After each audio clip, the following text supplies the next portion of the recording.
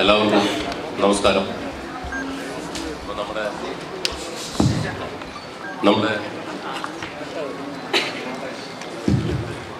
Hello okay, നമ്മുടെ press meet officially ആരംഭിക്കുകയാണ്.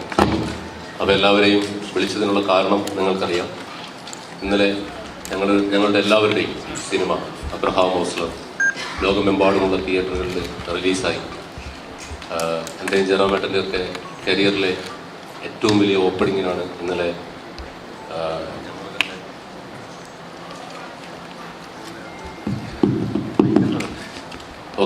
ഏറ്റവും വലിയ ഓപ്പണിങ്ങിനാണ്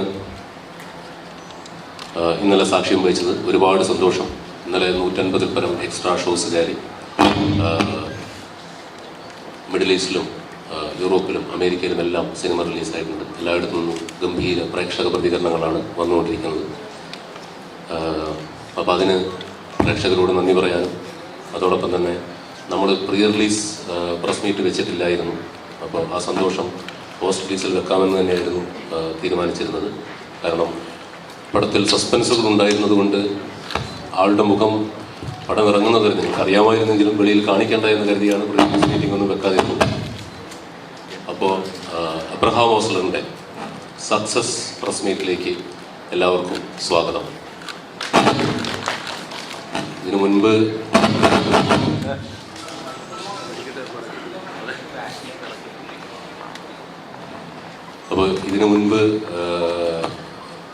പ്രസ് മീറ്റ് വെച്ചപ്പം ഈ പറഞ്ഞ പോലെ ഇത്രയും വലിയൊരു ക്യാമറകളുടെ സാന്നിധ്യം, ഇത്രയും അധികം ക്യാമറകളുടെ സാന്നിധ്യം ഇല്ലായിരുന്നു.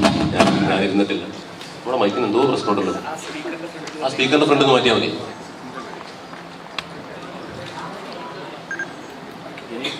ഹലോ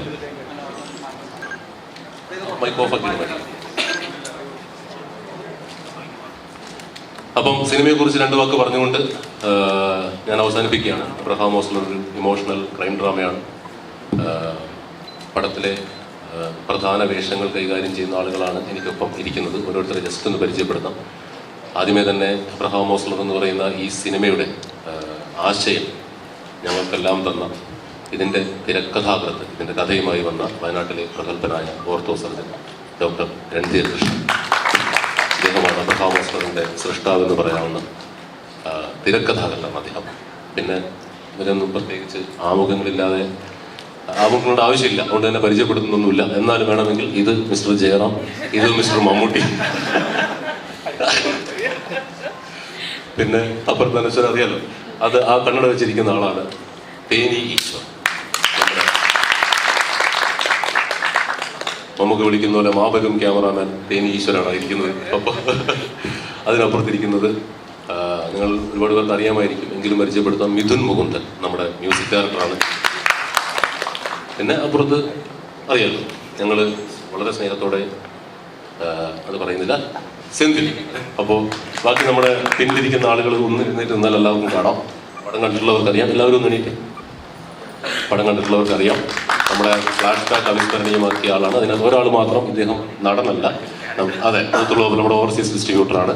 പിന്നെ ആര്യ സിനിമ എല്ലാവരും അറിയാം. ഇനി ഇവരെയൊക്കെ നിങ്ങൾ വിശദമായിട്ട് നിങ്ങൾക്കൊക്കെ ഇന്റർവ്യൂ എടുക്കാവുന്നതാണ്. അപ്പോൾ സിനിമ ഞങ്ങളുടെയൊക്കെ പ്രതീക്ഷകൾക്ക് അപ്പുറത്തേക്ക് ഒരു വലിയ വിജയമാക്കി തന്ന എല്ലാ പ്രേക്ഷകർക്കും നന്ദി പറയുന്നു. ഇന്നും നാളെയും എല്ലാം ഹെവി ബുക്കിംഗ് ആണ്. അപ്പോൾ അതിൻ്റെ ഒരു സന്തോഷം പങ്കുവയ്ക്കുന്നു. ഇത്രയും പറഞ്ഞുകൊണ്ട് പിന്നെ നമ്മൾ അധികം സമയം എടുക്കുന്നില്ല, കാരണം ടർബോൻ്റെ ലൊക്കേഷനിൽ വരുന്നതാണ്. വെള്ളിയാഴ്ച നമുക്ക് പള്ളിയിൽ പോകുന്നതാണ്. അപ്പം അധികം സമയം എടുക്കുന്നില്ല. അബ്രഹാം ഓസ്ലറിന് മൈക്ക് കൈമാറുന്നു. നമസ്കാരം. ഒരുപാട് സന്തോഷം എങ്ങനെ പറഞ്ഞറിയിക്കണം, അത് എത്രത്തോളമാണെന്ന് പറയാൻ പറ്റില്ല. അതിനൊക്കെ മുകളിലാണ്. കാരണം ഇത്രയും കഴിഞ്ഞ കുറേ വർഷത്തെ സിനിമാ ജീവിതത്തിൽ വളരെ ഒരു ഗ്യാപ്പിന് ശേഷമാണ് ഒരു മലയാള സിനിമ ഞാൻ ചെയ്യുന്നത്. ഇതിൻ്റെ തുടക്കത്തിൽ തന്നെ, ഇതിൻ്റെ പേര് അനൗൺസ് ചെയ്തപ്പോൾ തന്നെ വലിയൊരു ഫീഡ്ബാക്കാണ് കിട്ടിയത് മലയാളി പ്രേക്ഷകരിൽ നിന്ന്. തിരിച്ച് എൻ്റെ ഒരു ഫസ്റ്റ് ലുക്ക് പോസ്റ്റർ ഇറങ്ങിയപ്പോൾ അതിനും വളരെ നല്ല ഇതാണ് കിട്ടിയത്. അങ്ങനെ ഈ സിനിമയുടെ പല ഘട്ടങ്ങളിലും ഓരോ പോസ്റ്ററുകൾ റിലീസ് ചെയ്യുമ്പോഴും എല്ലാം, ട്രെയിലർ റിലീസ് ചെയ്യുന്ന സമയത്ത് വരെ ഇതിന് കിട്ടിയ ഫീഡ്ബാക്ക്, ലോകത്തിൻ്റെ പല ഭാഗത്തുള്ള മലയാളികൾ ഇത്രയേറെ എന്നെ വിളിച്ച് അവരുടെ സന്തോഷവും ഇതൊന്നും അറിയിച്ചിട്ടും ഷെയർ ചെയ്തിട്ടുള്ള മറ്റൊരു സിനിമകളും സമീപത്തിലേക്ക് ഉണ്ടായിട്ടില്ല. അതിനുശേഷം ആളുകൾക്ക് സംശയമായി, ഇതിനകത്ത് മറ്റൊരു മുഖം കൂടി ഉണ്ടോ, അദ്ദേഹം ഉണ്ടോ ഉണ്ടോ എന്ന് എൻ്റെ അടുത്ത് പലരും ചോദിച്ചു തുടങ്ങി. അപ്പം ഞാനത് ഇന്നൊക്കെ ഒഴിഞ്ഞൊഴിഞ്ഞ് മാറുകയായിരുന്നു. കാരണം എവിടെയാണത് വരുന്നത്, എന്താണെന്നുള്ളത് പ്രേക്ഷകർ തിയേറ്ററിൽ തന്നെ കണ്ട് മനസ്സിലാക്കേണ്ടതാണ്. ഞാൻ പറഞ്ഞ ഒറ്റ കാര്യമുള്ളൂ, അതെന്തായാലും അവിടെ വെടിക്കും തിയേറ്ററിനകത്ത്. ഒരു പൊട്ടൽ ആ വിട്ടുപൊട്ടുന്ന പോലെ, അത്രമാത്രം ഞാൻ പറഞ്ഞുള്ളൂ. അത് തന്നെ തിയേറ്ററിൽ സംഭവിക്കുകയും ചെയ്തു. മാത്രമല്ല, കേരളത്തിൽ അങ്ങോളം ഇങ്ങോളമുള്ള എല്ലാ സെൻറ്റേഴ്സിലും ഇന്നലെ രാത്രി തന്നെ എക്സ്ട്രാ ഷോസ് 150 പരം സ്ക്രീൻ എക്സ്ട്രാ വരിക, അതിനേക്കാൾ കൂടുതൽ ഇന്ന് വരുന്നു. കേരളത്തിന് പുറത്തായാലും ഇപ്പോൾ ബാംഗ്ലൂർ, ചെന്നൈ എല്ലാ സ്റ്റേഷൻസും ഹൗസ്ഫുള്ളായി മാറുക. ഒരേപോലെ തന്നെ സാധാരണ സിനിമയ്ക്ക് രണ്ട് അഭിപ്രായം എപ്പോഴും പറയും. ഒപ്പീനിയൻ ഉണ്ട് പക്ഷെ കളക്ഷൻ ഇല്ല, അല്ലെങ്കിൽ കളക്ഷൻ ഉണ്ട് ഒപ്പീനിയനാണ് കയറുന്നില്ല. ഇങ്ങനെ പല തരത്തിലുള്ള പറയും. ഇതെല്ലാം കൊണ്ടും, ഒപ്പീനിയനും കളക്ഷനും എല്ലാം കൊണ്ടും ഒരേപോലെ ഒരു സിനിമ കിട്ടുക എന്ന് പറയുന്നത് വളരെ ഭാഗ്യമാണ് എന്നെ സംബന്ധിച്ചിടത്തോളം. പിന്നെ പ്രത്യേകിച്ച് ഞാൻ പറയേണ്ടതില്ല, എനിക്ക് വേണ്ടി മാത്രം വന്ന് ഈ കഥാപാത്രം ചെയ്തത് നമുക്ക് താങ്ക് യു. പിന്നെ ഇതിനകത്ത് അഭിനയിച്ച ബാക്കി എല്ലാ ആർട്ടിസ്റ്റും എല്ലാവരും ഉണ്ട്. പ്രത്യേകിച്ച് ഇവിടെ ഞാൻ നന്ദി പറയേണ്ടത് തേനി ഈശ്വർ സാറിനോടാണ്. ഇത്ര മനോഹരമായിട്ട് ഓരോ ഫ്രെയിമും ഞങ്ങളെ ഇത്ര സുന്ദരമായി കാണിച്ചു തന്നതിന്. കഥയിൽ തന്നെ പ്രസൻറ്റും 1983 ഇവരുടെ ഫ്ലാഷ് ബാക്ക് വരുമ്പോൾ മറ്റൊരു തരത്തിലും എല്ലാം ചെയ്ത് ഈ സിനിമ ഇത്ര മനോഹരമാക്കി തന്ന അയ്യാ உங்களுக்கு ரொம்ப ரொம்ப വണക്കത്തെ തെളിയിച്ചു കൊള്ളേ. പിന്നെ ഇതിൻ്റെ റൈറ്റർ കൃഷ്ണ സർ, പ്രത്യേകിച്ച് ഇവിടെ പറയേണ്ടത് നമ്മുടെ മുകുന്ദൻ മ്യൂസിക് ഡയറക്ടർ തകർത്തിരിക്കുകയാണ് ഇതിനകത്ത്. ബാക്കി എല്ലാവരോടും ഒരുപാട് സന്തോഷം. പ്രത്യേകിച്ച് എൻ്റെ മലയാളി പ്രേക്ഷകരോടാണ് നന്ദി പറയേണ്ടത്. ഇങ്ങനെ ഈ സിനിമ ഇത്രത്തോളം അവരങ്ങോട്ട് സ്വീകരിച്ചതിനുള്ള ഒരു നന്ദി കൂടി പറയാൻ വേണ്ടിയിട്ടാണ് ഇന്നത്തെ press meet. Thank you so much. അടുത്തത് ബാറ്റൺ കൈമാറുന്നു നമ്മുടെ പ്രിയപ്പെട്ട മമ്മൂക്ക സംസാരിക്കും. ഞാനെന്താ പറയാ,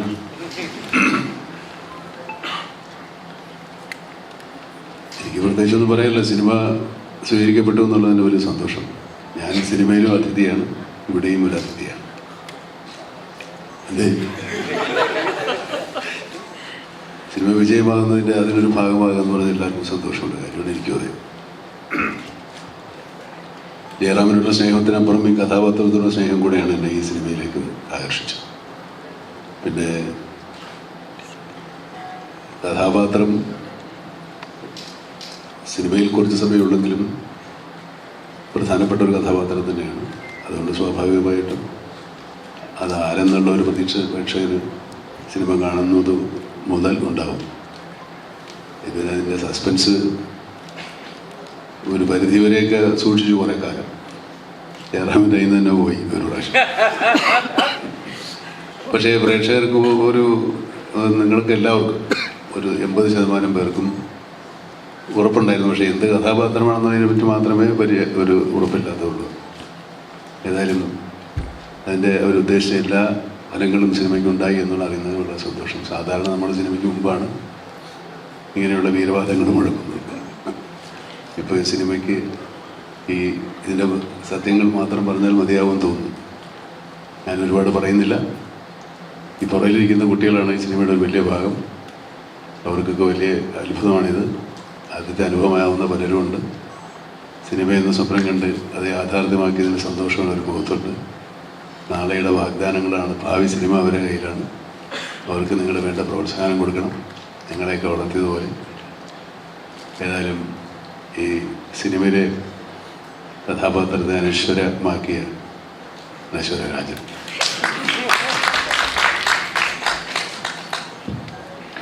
എല്ലാവർക്കും നമസ്കാരം.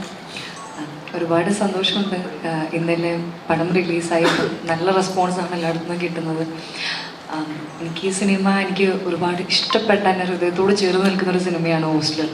ഒരു നല്ല ക്രൂ, നല്ല സിനിമ, അങ്ങനെയാണ് എനിക്ക് നല്ല ആൾക്കാരുടെ കൂടെ വർക്ക് ചെയ്യാൻ പറ്റി എന്നുള്ളതാണ്. അതിൽ മിഥുൻ ചേട്ടൻ എന്ന് പറയുന്ന സമയത്ത് എനിക്ക് ഒരു നല്ല ടീച്ചറായി, നല്ല മെൻറ്ററായി, but at the same time ഒരു നല്ല ഫ്രണ്ടിനെ പോലെ കൂടെ നിന്ന് എല്ലാം പറഞ്ഞു തന്ന മിഥുൻ ചേട്ടൻ. ജനമേട്ടനോട് ഈ കോമ്പിനേഷൻ സീൻസ് എനിക്ക് ഉണ്ടായിട്ടില്ല. ബട്ട് നമ്മൾ വേറെ സെറ്റ് നമ്മളെ കാണുന്ന സമയത്ത് ഹോസ്റ്റലിനെ പറ്റി കുറേ സംസാരിക്കുമായിരുന്നു. ആൻഡ് മമ്മൂക്കയുടെ കൂടെ സെയിം കോമ്പിനേഷനോ നമുക്ക് സെറ്റിലോ എവിടെയും കാണാൻ പറ്റിയിട്ടില്ല. ബട്ട് മമ്മൂക്ക ഭാഗമായ സിനിമയിൽ ഒരു റോള് ചെയ്യാൻ പറ്റുക, അത് പ്രേക്ഷകർ ഏറ്റെടുക്കുക എന്നുള്ളത് ഒരു വലിയ കാര്യമായിട്ടാണ് ഞാൻ കരുതുന്നത്. ആ സിനിമയുടെ ഒരു ചെറിയ ഭാഗമാവാൻ പറ്റിയതിൽ ഒരുപാട് സന്തോഷം.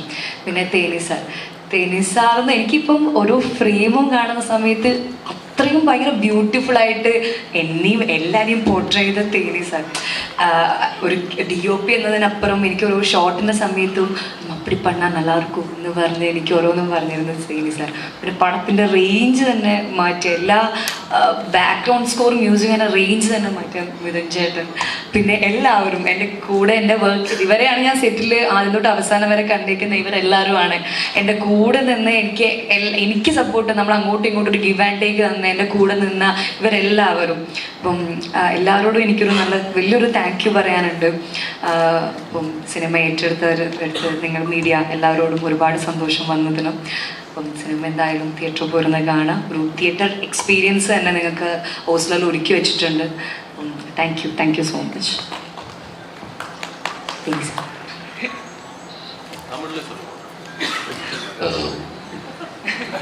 எல்லாருக்கும் வணக்கம். ஓஸ்லோ படம் வந்து வெற்றியடை செஞ்சவங்க எல்லாருக்கும் நன்றி. மலையாள சினிமாவில் நான் வர்றதுக்கு மம்முட்டி சார் தான் வந்து என்னை வந்து இங்கே கூட்டிகிட்டு வந்தாங்க. அவருக்கு என்னுடைய நன்றி சார்.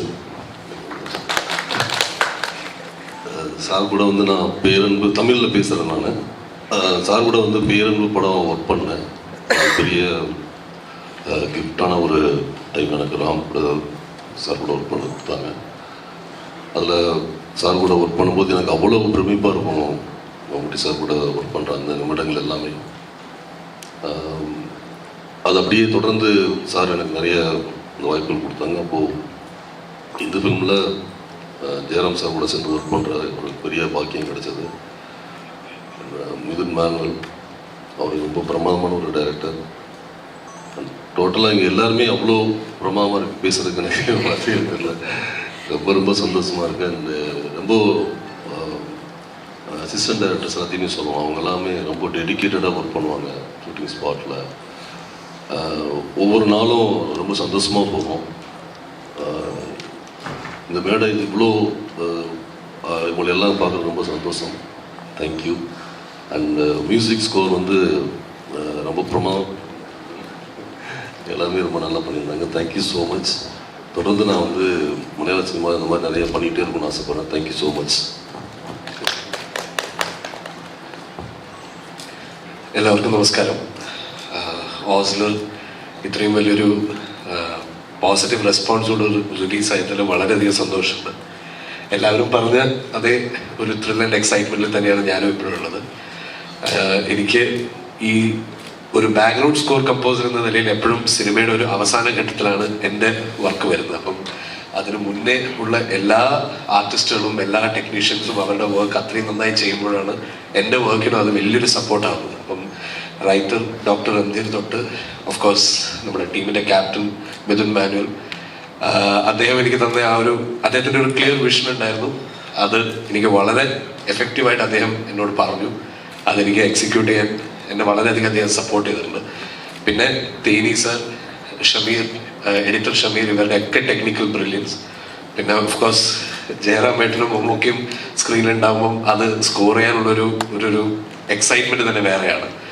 അപ്പം ആ കാസ്റ്റ് ആൻഡ് ക്രൂ എല്ലാവരും ഇവിടെ ഇരിക്കുന്ന എല്ലാവരും എന്നെ വളരെയധികം ഹെൽപ്പ് ചെയ്തിട്ടുണ്ട് തന്നെ ഞാൻ പറയണം. അവരൊക്കെ എന്നെ പരിചയപ്പെടുന്നത് ഇതൊക്കെ കഴിഞ്ഞിട്ടാണ്, ഇപ്പോഴാണ് പരിചയപ്പെടുന്നത്. എന്നാലും എൻ്റെ വർക്കിനെ വളരെയധികം അവരെ ഹെൽപ്പ് ചെയ്തിട്ടുണ്ട്.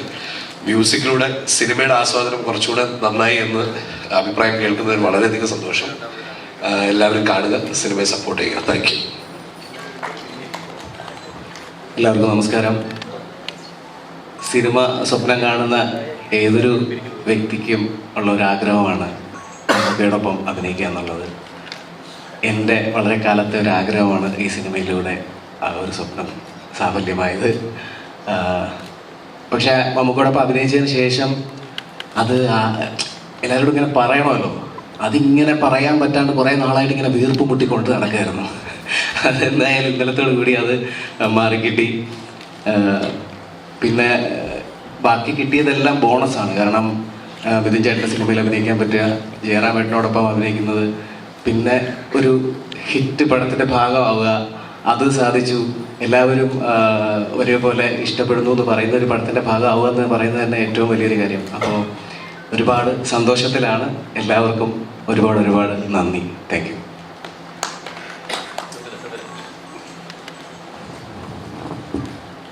നമ്മുടെ എഴുത്തുകാരൻ സംസാരിക്കുന്നു. നമസ്കാരം. ഒരു പുതുമുഖ എഴുത്തുകാരൻ എന്നുള്ള നിലയിൽ എനിക്ക് തോന്നുന്നത് ആർക്കും കിട്ടാത്ത ഒരു ഏറ്റവും വലിയൊരു അവസരമാണ് എനിക്ക് കിട്ടിയിരിക്കുന്നത്. മലയാള സിനിമ അല്ലെങ്കിൽ സിനിമ കണ്ടു തുടങ്ങിയ പോലെ തന്നെ എൻ്റെ മനസ്സിൽ ചേക്കേറിയിട്ടുള്ള നടന്മാരെന്ന് പറയാൻ പറ്റില്ല, അവരതിക്കപ്പുറമായിട്ടുള്ള ആൾക്കാരാണ് മമ്മൂക്കയും ജയറാമേട്ടനും ഒക്കെ. അവരുടെയൊക്കെ സിനിമകൾ ഒരുപാട് നാൾ കണ്ട് ഒരുപാട് സന്തോഷിച്ച് ഒരുപാട് കരഞ്ഞിട്ടുള്ള ഒരു കുട്ടിയായിരുന്നു ഞാൻ. അവരെ പോലുള്ള മഹാരഥന്മാർക്ക് വേണ്ടിയിട്ട് ഒരു കഥ എഴുതുക, ഒരു തിരക്കഥ എന്നുള്ളത് ഏതൊരു തിരക്കഥാകൃത്തിനും ഒരു സ്വപ്നം തന്നെയായിരിക്കും. ആ സ്വപ്നം ഇപ്പോൾ ഇവിടെ സഫലമായതിൻ്റെയും ആ സിനിമ ഒരു ജനങ്ങളെ ഏറ്റെടുത്തതിൻ്റെ ഒരു സന്തോഷത്തിലാണ് ഞാനിപ്പോൾ ഉള്ളത്. എല്ലാത്തിനും നന്ദി. മിഥുൻ മാനുവൽ തോമസ് എന്ന ഈ കപ്പിത്താനി ഞാൻ ഒരിക്കൽ കൂടി പറഞ്ഞുകൊണ്ട്. ഡോക്ടർ സംസാരിക്കാൻ ഷയ്യാന്നേ ഉള്ളൂ. വയനാട്ടിലെ ഏറ്റവും പ്രഗത്ഭനായ ഓർത്തോ സർജനാണ്. അപ്പോൾ അത് ഒരു മാർക്കറ്റിംഗ് ആയിട്ട് വേണമെങ്കിൽ ഇതിന് ശേഷമുള്ള ചോദ്യങ്ങൾ പറയാവുന്നതാണ്. മമ്മൂക്കനോട് കഥ പറഞ്ഞപ്പോൾ മമ്മൂക്കയുടെ കഥ പറഞ്ഞു കഴിഞ്ഞപ്പോൾ ഈ കഥാപാത്രത്തിൽ ഞാൻ സിനിമ കണ്ടപ്പോൾ മമ്മൂക്കയുടെ എൻട്രിയിൽ ഭയങ്കര ഹൈപ്പായിരുന്നു. ഹൈപ്പ് എന്ന് വെച്ചാൽ മമ്മൂട്ടി ഫാൻ, മോഹൻലാൽ ഫാൻ എന്നുള്ളതല്ല, എല്ലാവരും ഗൂസ്ബംസ് ആയിരുന്നു. മമ്മൂക്ക ഇത് അംഗീകരിക്കാനായിട്ടുള്ള ഈ ടൈമിൽ ഇത് ഇത്രയും ഹൈപ്പ് വരുമെന്ന് എങ്ങനെ തോന്നി? മമ്മൂക്കനെ കൺവിൻസ് ചെയ്തു. അതാണ് എനിക്ക് കഥ കൺവിൻസ് ചെയ്ത് എങ്ങനെയാണോ?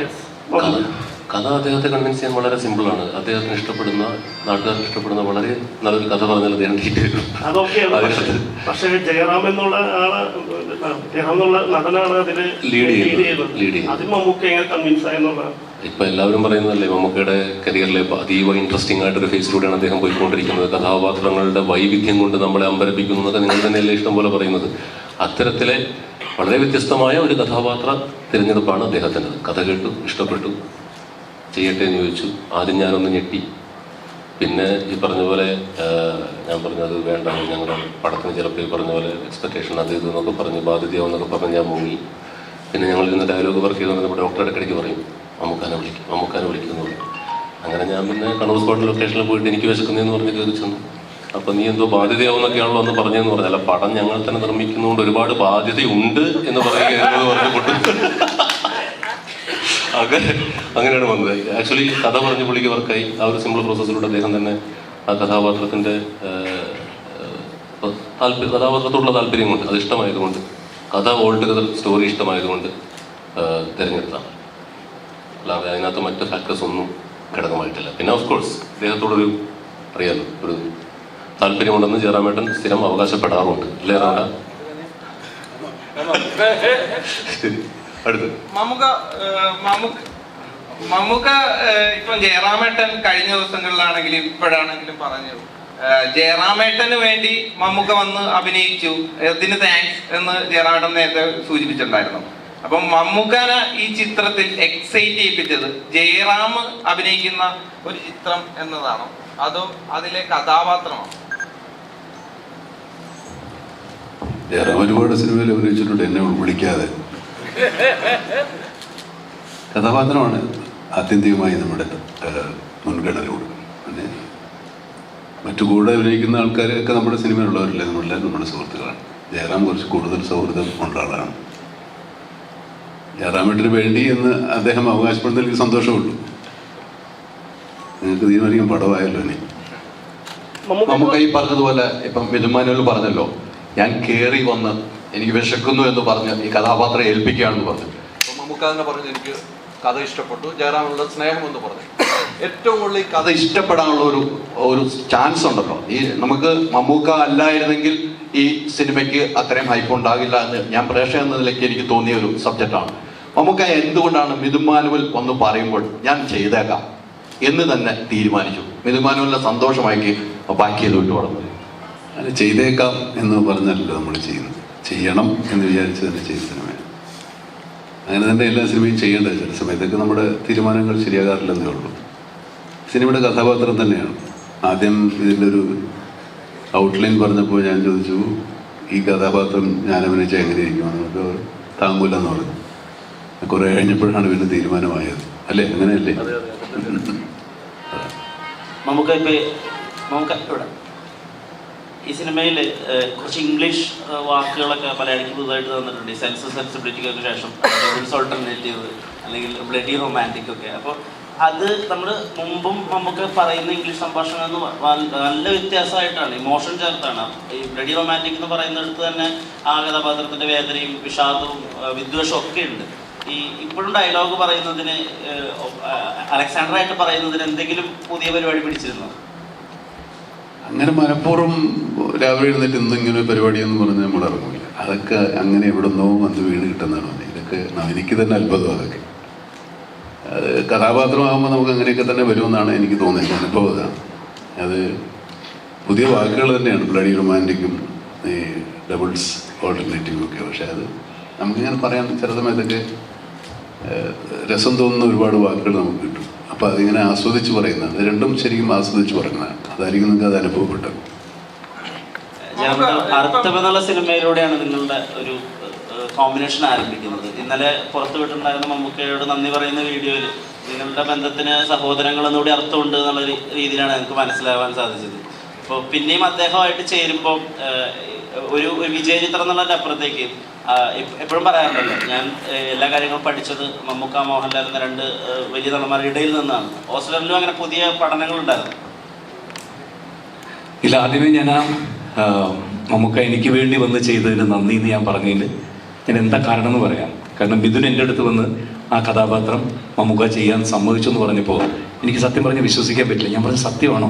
പിന്നെ എനിക്കതങ്ങോട്ട് ഉൾക്കൊള്ളാൻ പറ്റിയില്ല. കാരണം അത് സമ്മതിച്ച് അതിന് എനിക്ക് മനസ്സിൽ തോന്നിയ ഒരുപാട് കാരണങ്ങളുണ്ട്. ഞാൻ ഇതിൻ്റെ അടുത്ത് തന്നെ പറയും. ടൈറ്റിൽ ക്യാരക്ടർ എബ്രഹാം മോസ്റ്റർ എന്ന് പറഞ്ഞ് ഞാനാണ് ചെയ്യുന്നത്. അതിൽ മമ്മൂക്ക വന്ന് ചെയ്യാമെന്ന് പറഞ്ഞൊരു മനസ്സ് കാണിക്കുന്നില്ലേ.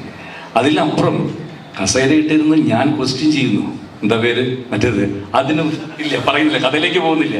അപ്പോൾ അതിന് ഇത് ചെയ്യുന്നു, അല്ലെങ്കിൽ മറ്റെല്ലാ കാര്യങ്ങൾക്കും അപ്പം അങ്ങനെ അത് സമ്മതിച്ചത് എനിക്ക് വേണ്ടി തന്നെയാണ്. എനിക്ക് വേണ്ടി തന്നെ. പിന്നെന്താ ചോദിച്ചു പറഞ്ഞത്? പുതിയതായിട്ട്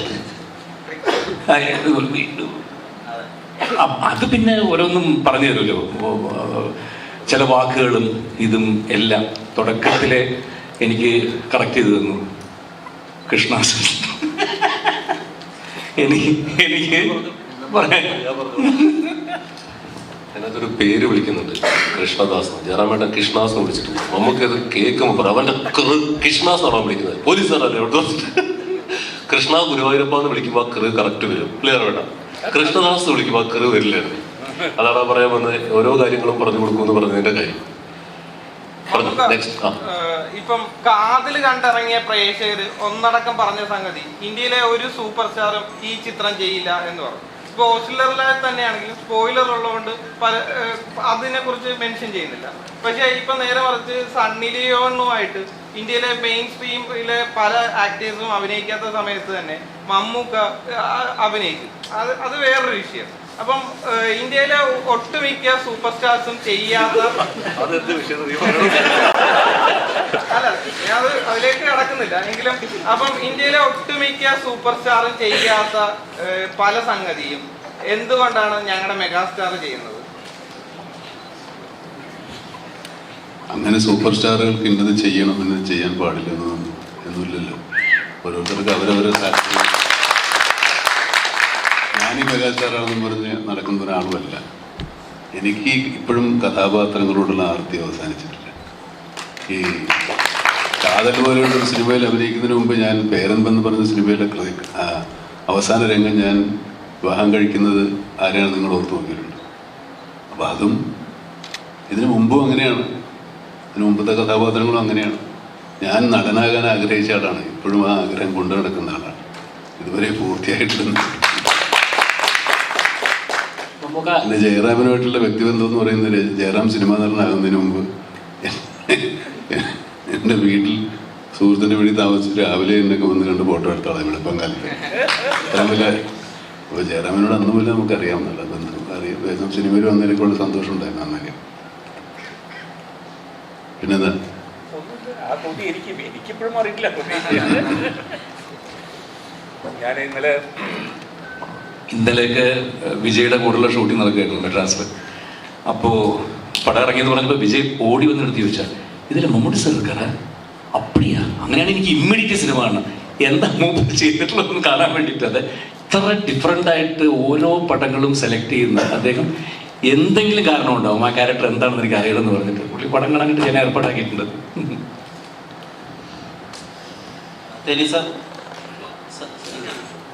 நீங்க மம்முக்கா சார் வந்து ரொம்ப கிரவுண்டடா ப்ரெசென்ட் பண்ணியிருக்கீங்க பேரன்புல இல்லை புழுவில் எல்லாம். இந்த படத்துல வந்து ரொம்ப சினிமேட்டிக்கா ஒரு ஒரு ஒரு செலிப்ரேட்டடா ஒரு ஷார்ட்ஸ் எல்லாம் வச்சு ஸ்டைலைஸ்டா பண்ணிருக்கீங்க. ஸோ அது அதோட அப்ரோச் எப்படி இருக்கு?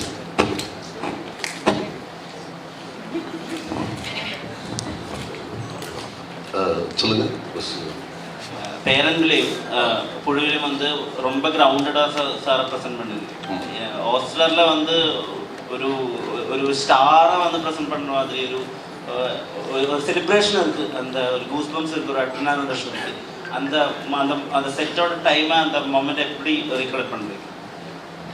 அது ஸ்கிரிப்ட் டிமாண்ட் பண்ணுறது தான். அது அந்த ஸ்கிரிப்டில் அந்த டிமாண்ட் இருக்குது. சாருடைய கேரக்டரைசேஷன் அந்த மாதிரி இருக்குது. ஸோ அதை எக்ஸ்ப்ளோர் பண்ணுறது தான். அண்ட் இன்ஃபேக்ட் நீங்கள் பேரன்பு பார்த்தீங்கன்னா சாரோட கேரக்டரைசேஷன் தான் எக்ஸ்ப்ளோர் பண்ணுவோம். அது எல்லாமே ஸ்கிரிப்டில் கேரக்டரைசேஷன் டிமாண்ட் பண்ணுற விஷயங்கள் தான் அப்படி பண்ணுறது. அண்ட் இன்ஃபேக்ட் நண்பகல் நேரத்து மயக்கம் சாரோட பார்த்தீங்கன்னா கம்ப்ளீட்லி வேறு ஒரு பெர்ஸ்பெக்டிவ் இருப்பாங்க சார். எனக்கே பிரேமில் பார்க்கும்போது எனக்கு பண்ணிக்கிட்டே இருக்கும். சார்கிட்ட போய் சொல்லிகிட்டே இருப்பேன் நான். இன்ஃபேக்ட் இந்த இதுலேயுமே நான் சார்கிட்ட போயிட்டு எக்ஸைட்டாகி சொல்லிகிட்டே இருப்பேன் நான். அதனால் இன்னும் கூட இது பண்ண முடியல. ஏன்னா சார்கிட்ட ஒரு மேஜிக் அது எப்படி எங்கே இருக்குன்னு தெரியல. நாட் ஒன்லி கேமரா, சாருடைய அந்த உயர்ந்த மாபெரும் அது இன்னொரு விஷயம் சொல்கிறேன். ஜெயராம் சார் அதே மாதிரி அந்த காம்பினேஷன் சீக்வன்ஸ் எடுத்துகிட்டு இருக்கும் போதெல்லாம் வந்து பார்த்தீங்கன்னா செட்டில் என்னால் ஒவ்வொரு செகண்டும் நான் ஆச்சரியமாகவும் அதை என்ஜாய் பண்ணிகிட்டே இருக்கும். எனக்கு மனசு மைண்டு அந்த விஷயங்கள் அது ரெண்டு பேரும் அவ்வளோ இதுவாக இருக்கும் அதில் அந்த சீக்வன்ஸ் பண்ணும்போது. இது எல்லாமே கேரக்டரைசேஷன் அண்ட் சாரோட ரெண்டு பேருடைய எல்லாம் சேர்ந்தது தான். Thank you. ചേട്ടാ നമസ്കാരം. ചേട്ടാ ചേട്ടൻ്റെ സിനിമകളെല്ലാം നോക്കുമ്പോൾ തന്നെ ഒരു ഒരു മിഥുൻ മാനുവൽ എന്ന് പറയുമ്പോൾ തന്നെ പ്രേക്ഷകർ എക്സ്പെക്ട് ചെയ്യുന്നത് ഒരു പക്കാ ട്വിസ്റ്റ് ആൻഡ് ടേൺസ് ഉള്ള ഒരു ക്രൈം ഇൻവെസ്റ്റിഗേഷൻ അങ്ങനത്തെ ഒരു ഇത് എക്സ്പെക്ടേഷൻ ഉണ്ട്. അപ്പോൾ ഓസറിൽ നോക്കുമ്പോൾ ഒരു ക്രൈം എന്ന് പറയുമ്പോൾ തന്നെ അറിയാം അതിനകത്ത് ഒരു കുറച്ച് വയലൻസ് ഉണ്ടായിരിക്കണം, അതിൽ പ്രേക്ഷകർക്ക് പിടിച്ചിരിക്കുന്ന അല്ലെങ്കിൽ അങ്ങനെ ഒരു കൺഫ്യൂഷൻ ഉണ്ടാക്കുന്ന സാധനമുണ്ടല്ലോ. പക്ഷേ ഓസറിൽ നോക്കുമ്പോൾ അങ്ങനെ ഒരു വയലൻസ് ഇല്ല, വേറൊരു പാറ്റേൺ ആണ് പിടിച്ചിരിക്കുന്നത്. എന്താണ് അങ്ങനെ ഒരു ഇത് പിടിക്കാൻ കാരണം? എന്താണ് ഒരു ഇൻവെസ്റ്റിഗേഷൻ മോഡലിൽ ക്രൈം ചെയ്യുമ്പോൾ അങ്ങനെ വേറൊരു ട്രാക്ക് നോക്കാൻ കാരണം എന്താണ്? ഇത് ഡോക്ടർ വന്ന് പറയുമ്പോൾ തന്നെ ഇതൊരു ഇമോഷണൽ കഥയാണ് ഇതിൻ്റെ മൊത്തത്തിലുള്ളൊരു സെറ്റപ്പ്. അപ്പോൾ അഞ്ചാം പാതിരയിൽ നിന്നും മാറി നിൽക്കുന്നു എന്നൊരു കാരണം കൊണ്ട് തന്നെയാണ് ഞാൻ ഈ സ്ക്രിപ്റ്റ് ചൂസ് ചെയ്തത്. വേറൊരു തരത്തിൽ ട്രീറ്റ് ചെയ്യാം. ഇപ്പോൾ ട്രെയിലർ വിട്ടപ്പോൾ ഞാൻ അതിനകത്ത് വലിയൊരു കാർഡ് വെച്ചിരുന്നു, ഞാൻ ഇമോഷണൽ ക്രൈം ഡ്രാമ എന്ന്. അത് മാത്രം ആരും കണ്ടില്ല. ഞാൻ അതിനുശേഷം എല്ലാ പോസ്റ്റിലും ഞാൻ പറയുന്നുണ്ട് സ്വലമിസലിടുമ്പോൾ ഇമോഷണൽ അഞ്ചാം പാതിര, അത് നമ്മളെല്ലാവരോടും പറയുന്നുണ്ട്. അപ്പോൾ ഒരിക്കൽ കൂടി ഞാനത് ആവർത്തിക്കുകയാണ്. ഇതൊരു ഇമോഷണൽ ക്രൈം ഡ്രാമയാണ്. ഭൂതകാലം വേട്ടയാടുന്ന ഒരു ഇൻവെസ്റ്റിഗേറ്റർ, ഭൂതകാലം ദുരന്തമായി മാറിയ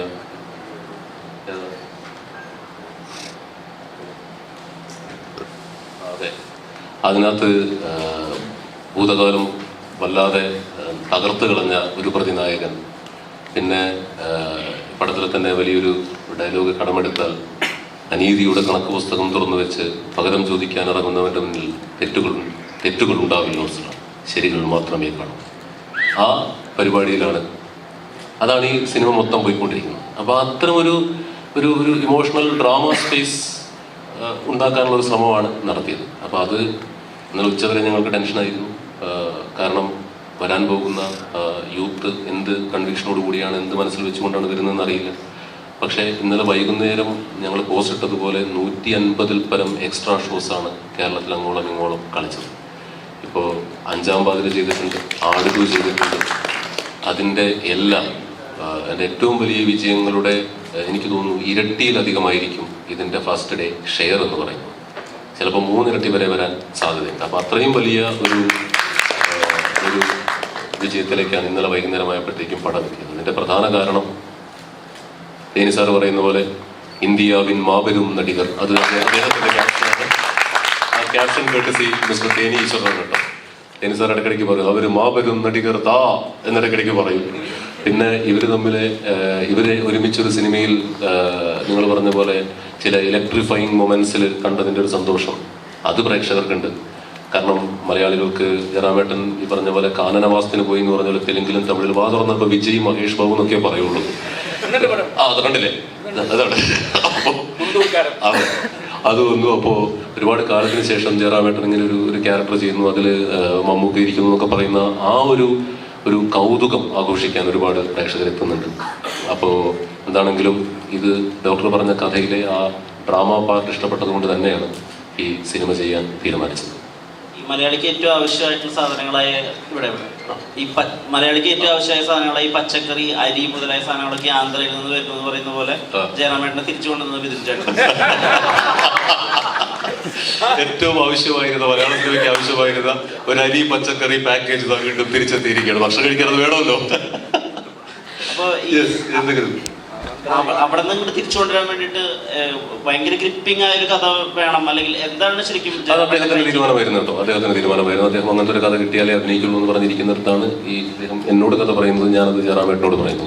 പിന്നെ ആ പ്രൊജക്ട് അങ്ങനെ അനുദിനം വലുതാവുകയായിരുന്നു. നല്ല ടെക്നീഷ്യന്മാർ, നല്ല ആർട്ടിസ്റ്റുകൾ, പിന്നെ ഈ പിന്നിലിരിക്കുന്ന പടം കണ്ടവർക്കറിയാം, പിന്നിലിരിക്കുന്ന മുതലുകളെല്ലാം പടത്തിൽ അടിപൊളിയായിട്ടുണ്ട്. നമുക്ക് പറഞ്ഞ പോലെ നാളെയുടെ വാഗ്ദാനങ്ങളാണ് ഇരിക്കുന്നത്. എല്ലാം ചേർന്ന് നന്നായി വന്നൊരു സിനിമയാണ് അബ്രഹാം ഓസ്ലർ. ചേട്ടാ, പടത്തിന്റെ അവസാനം നമ്മുടെ ഓസ്ലറിന്റെ വേറൊരു മോഡാണ് കാണിക്കുന്നത്. അതെ. അപ്പം സെക്കൻഡ് പാർട്ടിൽ വേറൊരു, ഫസ്റ്റ് പാർട്ട് ഇമോഷണൽ ആണെങ്കിൽ സെക്കൻഡ് പാർട്ട് വേറൊരു ലെവലിലുള്ള ഓസ്ലർ ഞങ്ങൾക്ക് കാണാൻ സാധിക്കും. ഞാൻ അതിനൊരു കാർഡ് വെക്കും, നിങ്ങൾ അതും കൂടെ നോക്കിയിട്ട് വന്നാൽ മതി അടുത്തൊരു പാർട്ട് വരുമ്പോൾ. മമ്മൂക്ക ഇവിടെ ഇന്നലെ ഈ സിനിമ ഹിറ്റടിക്കുന്നു. ഇന്നലെ തന്നെ മമ്മൂക്കയുടെ പുതിയ സിനിമയുടെ ടീസർ ഇറങ്ങുന്നു. എന്താ മമ്മൂക്ക, ഒരു രക്ഷയില്ലാട്ടോ ടീസർ കണ്ടിട്ട്. ഗംഭീരം ഒരു ഗെറ്റപ്പ്. അതേക്കുറിച്ചും കൂടെ ഒന്ന് അറിഞ്ഞാൽ കൊള്ളാമെന്ന് മമ്മൂക്ക. അത് ഒരു രക്ഷയില്ലാത്ത ഗെറ്റപ്പ്. ഫസ്റ്റ് ലുക്ക് ഇറങ്ങിയപ്പോൾ ഇന്നലെ കണ്ടപ്പോഴും അത് വരട്ടെ പറയാം. നമ്മൾ ഒത്തിരി പ്രതീക്ഷിക്കുന്ന അതൊക്കെ എനിക്ക് പേടി. പ്രതീക്ഷയ്ക്ക് ഒത്തുവരല്ലേ, നമുക്ക് സമയമുണ്ടേ അതിനെപ്പറ്റി പറയാം. തീർച്ചയായിട്ടും ജയറാമേട്ടൻ ഈ പറഞ്ഞതുപോലെ നിങ്ങൾ നേരത്തെ പറഞ്ഞൊരു കാര്യങ്ങൾ ചോദിക്കുകയാണ്. മമ്മൂക്ക പറഞ്ഞു, വീണ്ടും ജയറാമേട്ടൻ ഉറപ്പിച്ചൊരു, ഞാനുള്ളത് കൊണ്ട് തന്നെയാണ് മമ്മൂക്ക ഒന്ന് അഭിനയിച്ചത്. മമ്മൂക്ക പറഞ്ഞൊരു കാര്യമുണ്ട്, ഫോട്ടോ എടുക്കാമെന്ന കഥ. ആ ഒരു കഥ ഉണ്ട്, ആ കഥ ഒന്ന് ഓർത്തെടുക്കും. ഒരു സ്ഥലത്തല്ല, പല സ്ഥലത്തും ആദ്യം ഫോട്ടോ എടുത്ത കഥ. ആദ്യം നമുക്ക് മട്ടാഞ്ചേരി അവിടെ ഫോർട്ട് കൊച്ചിയിൽ താമസിക്കുമ്പോൾ കലാഭവന്റെ പ്രോഗ്രാമിന് അൻസാറുണ്ട്. അൻസാർ ഞങ്ങളുടെ കൂടെ കലാഭവനിലെ അൻസാറിന്റെ വീട്ടിൽ പോയി അൻസാറിന് ഞാൻ പല ദിവസങ്ങളും ചോദിക്കും, ഒരു ഫോട്ടോ എനിക്കത് മാത്രം മതി, കൂടെ എടുക്കും. അങ്ങനെ അവസാനം അൻസാറിന്റെ വീട്ടിൽ പോയി കിടന്ന് കാലത്ത് നമുക്ക് ഷൂട്ടിങ്ങിന് ഇറങ്ങുന്നതിന് മുമ്പ് എനിക്ക് തോന്നുന്നു കാലത്ത് 6:30 മണിക്ക് വീടിന്റെ വാതൊക്കെ പോയി കൊണ്ടുപോയി ഇപ്പം കലാഭവനിലെ ഇതാന്ന് പറഞ്ഞിട്ട് അന്ന് ഇറങ്ങുമ്പോൾ ഒരു ഫോട്ടോ എടുത്തു. അതിനുശേഷം രണ്ടാമത് ഫോട്ടോ എടുക്കുന്നത് ഞങ്ങളുടെ നാട്ടിൽ എങ്ങനെയുണ്ട് ആശാൻ എന്നുള്ള പടത്തിന്റെ ഷൂട്ടിങ്ങിന് മമ്മൂക്ക വരുന്നു. എൻ്റെ വീടിന് തൊട്ടടുത്തായിരുന്നു. ആ പഴയ ഫോട്ടോ എടുക്കാൻ വന്ന് കാര്യം ഓർമ്മിച്ചപ്പോൾ അപ്പോൾ ഓർമ്മയുണ്ട്, അൻസാറിന്റെ കൂടെ വന്നാണല്ലേ എഴുതി വെച്ചു. അങ്ങനെ അവിടെ പോകുന്നു. അങ്ങനെ ഒരുപാടുണ്ട്. അതിപ്പോഴും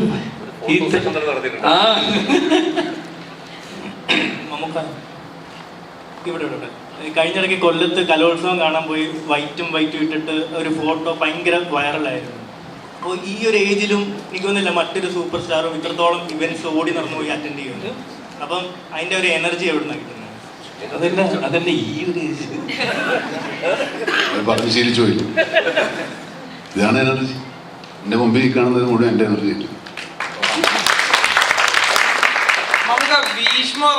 ഭീഷ്മ ഇറങ്ങിയ ടൈമില് മമ്മൂക്ക അടുത്ത് ചോദിച്ചു, ഈ പടം തിയേറ്ററിൽ ഇളക്കി മറിക്കുമെന്ന് ചോദിച്ചപ്പോൾ മമ്മൂക്ക പറഞ്ഞു, നമുക്ക് നോക്കാം എന്ന് പറഞ്ഞു. അപ്പം ടർബോ തിയേറ്റർ ഇളക്കി മറിക്കും. അതിനെക്കുറിച്ച് കൂടുതലൊന്നും ഞങ്ങളിപ്പോ പറയില്ല, അടുത്ത തീരുമാനത്തിലാണ്.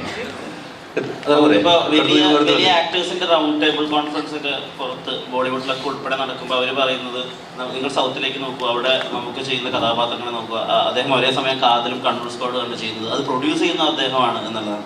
ഈ ചുറ്റും എല്ലാവരും ഇപ്പോൾ സംസാരിക്കുന്നുണ്ട്. ബിഷ്മോറത്തിന് ശേഷം 2000 ശേഷം സംസാരിക്കുന്ന പ്രധാന നടന്റെ തെരഞ്ഞെടുപ്പായി പറയുന്നത് മമ്മൂക്കയാണ്. ഇതൊരു പ്രതീക്ഷാഭാരമായിട്ട് ഓരോ കഥാപാത്രം സമീപിക്കാനായിട്ട് ഒരു റെസ്പോൺസിബിലിറ്റി ആയിട്ട് തോന്നാറുണ്ടോ? 42 വർഷമായി സിനിമയിൽ. ഇതൊരു ഭാരമാണെങ്കിൽ നമ്മൾ എവിടെയെങ്കിലും ഇറക്കി വെക്കൂലേ? മോനെ, ഈ ഭാരം ചുമക്കുന്ന സുഖമാണ് എനിക്ക്. അപ്പോൾ മമ്മൂക്ക ഞാൻ നേരത്തെ പറഞ്ഞതുപോലെ അദ്ദേഹത്തിന് പോകാനുണ്ട്, ഷൂട്ടിംഗ് ഉണ്ട്. അദ്ദേഹം തന്നെ കാശ് മുടക്കുന്ന ടർബോഡ് ഷൂട്ടിംഗ് ഉണ്ട്. അപ്പോൾ അതിനെന്തായാലും പോകണം. അപ്പോൾ അദ്ദേഹം ഒന്ന് പോയിട്ട് നമുക്ക് കണ്ടിന്യൂ ചെയ്യാം. ഡേവിഡ്സ് ഓൾട്ടർനേറ്റീവ് മമ്മൂക്ക അല്ലാതെ വേറെ ആരും ചെയ്താൽ ശരിയാവില്ല എന്നുള്ളത് കൊണ്ടാണോ ജയറാമേട്ടൻ? അല്ല, അതുകൊണ്ടല്ല. ആ ഒരു ക്യാരക്ടർ ഒരു വലിയ ഒരു ഇമേജുള്ള ഒരു ആക്ടർ തന്നെ വരണം. അപ്പോൾ അതിന് മമ്മൂക്കാടത്തൊക്കെ ചോദിച്ചാൽ നടക്കുമോ എന്നുള്ള അറിയില്ലായിരുന്നു. പക്ഷെ ചോദിച്ചപ്പോൾ അദ്ദേഹം സമ്മതിച്ചു. അത് തന്നെ ആ മനസ്സിൻ്റെ ഞാൻ പറഞ്ഞു. അപ്പോൾ എന്തുകൊണ്ടായിരിക്കും സംഭവിച്ചത് മിഥുൻ പല പ്രാവശ്യം ചോദിച്ചോ പറഞ്ഞു. ഇതെനിക്ക് വേണ്ടി തന്നെയാണ്. അപ്പോൾ നമുക്ക് തുടരാം. ഇതേ ഒന്ന് പോയതിന് ശേഷം